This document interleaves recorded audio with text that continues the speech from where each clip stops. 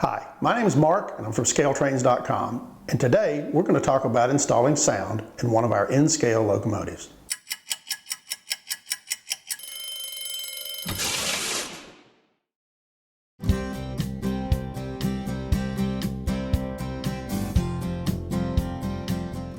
So the first step that you're going to do is download the sound file for installation onto the decoder. You'll find the sound files on our website by locating the product page for your locomotive. There you'll see a product support tab. On the product support tab will be links to download the file either for a sound or a non-sound decoder. Once you've downloaded the sound file to your PC, you'll want to use the LokProgrammer software on your PC to open the program. Then you can download the program to the decoder using the ESU LokProgrammer. Once you've got the software onto the decoder, we need to get the decoder inside the locomotive. And the first step in doing that would be to turn the locomotive over, and you'll see that there's a screw holding the coupler box in here, and we're going to want to take those out so we can remove the shell. All right, once you get the coupler boxes out, the next step would be to take the shell off. We'll take the shell off. It has to come off pretty square because there's not a lot of clearance in there. Once you get the shell off, you can set that aside and that will reveal the mechanism. So once you get the shell off, the next step would be to remove the blind plug or the dummy plug, which you can see here mounted underneath the main circuit board at the rear of the locomotive. Now the easiest way to do that is just to grab hold of it with a couple of fingers on each side and lightly press down, and it'll come loose and drop right out. After I've got the dummy plug out of the locomotive, the next thing I like to do is remove the fuel tank so I can put the speaker in place. And you do that by removing the two screws on the bottom of the locomotive that hold the fuel tank in place. With very tiny screws, you want to set those aside. And there's four little brackets on the bottom of the fuel tank that hold the fuel tank onto the locomotive, and you'll have to kind of work those off carefully in order to get those out from the locomotive, and then the fuel tank just comes right off. You can set that aside, and inside you'll see the cavity in the center for the speaker, and there's a small hole in the corner right here where the wires will feed up through into the locomotive and solder to the main board.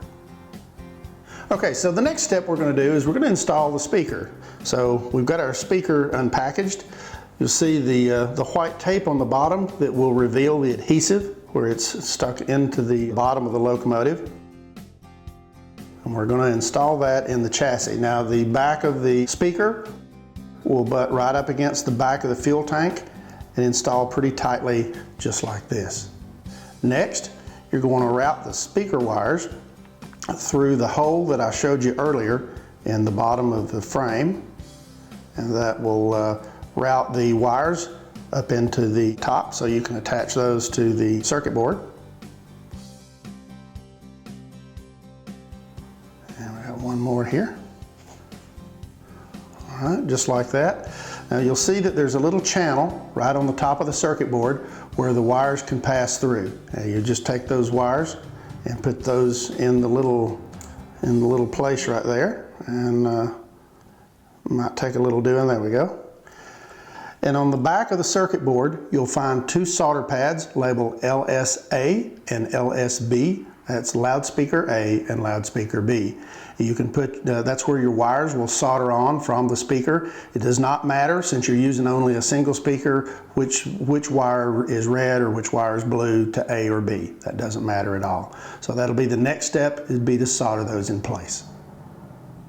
All right, so in order to solder the speakers in place, you want to use a good electronic grade solder and put just a little bit of solder on the connections here and a little bit on the connections there.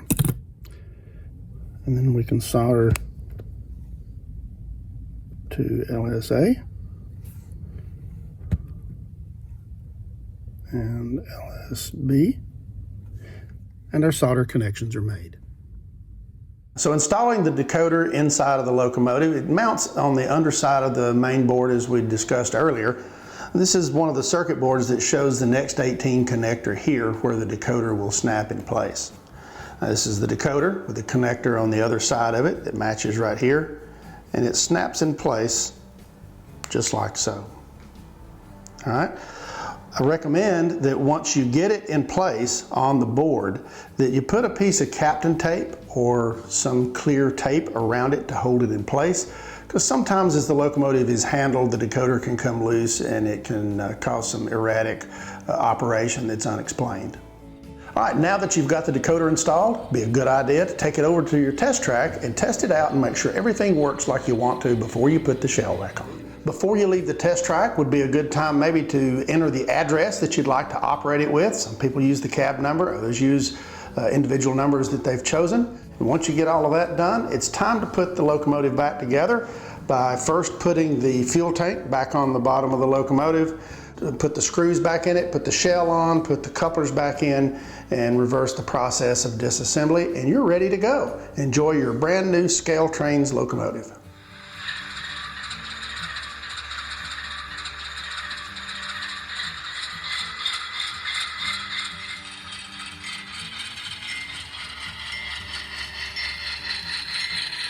Thanks for watching our video here on YouTube. If you'd like to learn more, visit our website at scaletrains.com.